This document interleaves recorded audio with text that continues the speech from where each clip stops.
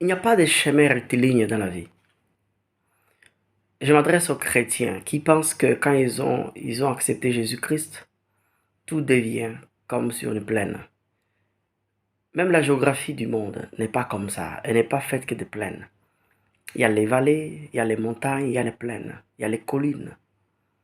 Et les collines avec différentes angulations. Ou la rampe, on peut le dire ainsi. Alors vous devez être préparé.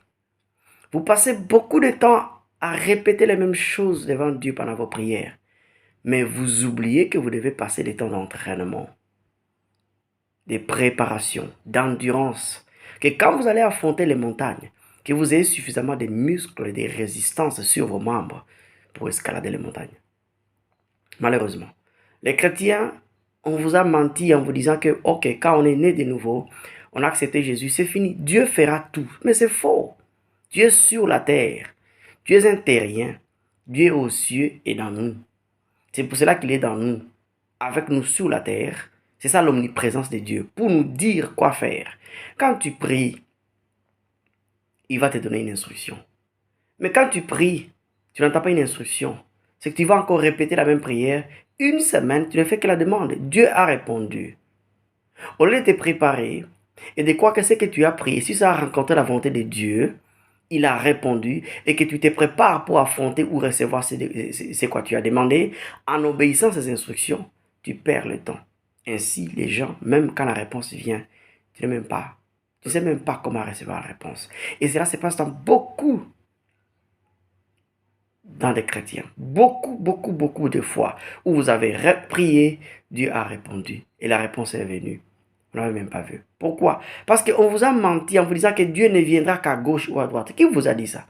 Entre gauche et droite, si je prends entre gauche et droite, je balaye au milieu, je suis à 180 degrés. Et si je balaye derrière, je suis à 360 degrés. Donc si on prend un cercle, donc Dieu peut venir dans différentes positions du cercle. Ça veut dire de différentes façons, dans différents endroits. C'est à toi d'être là où il voudrait que tu sois pour attendre ta réponse. Chaque réponse a un arrêt bus. Chaque réponse a un aéroport. Chaque réponse a un parking, là où on l'attend. Malheureusement, les chrétiens prient, ils demandent, ils ne savent même pas là où il va attendre sa réponse. Il va rester là où il est, statique, attendant que Dieu puisse descendre dans les cieux, du cieux, et venir maintenant lui dire, écoute, prends ton argent. Prends ceci. Alors que la bénédiction peut venir de deux manières. Ça peut être directement, ça veut dire que quelqu'un te donne, tu reçois, ça c'est un miracle. Ou alors, tu peux travailler et tu peux produire. Il bénira les fruits de tes mains. Mais les chrétiens demandent et ils veulent que Dieu puisse tout faire. Au lieu de prier et d'attendre que Dieu te donne une direction pour faire, vous perdez le temps. Ainsi, vous vous fatiguez, vous jeûnez, alors que parfois le temps des jeûnes, c'est le temps de se préparer. Je ne dis pas qu'il ne faut pas jeûner. Il faut être équilibré.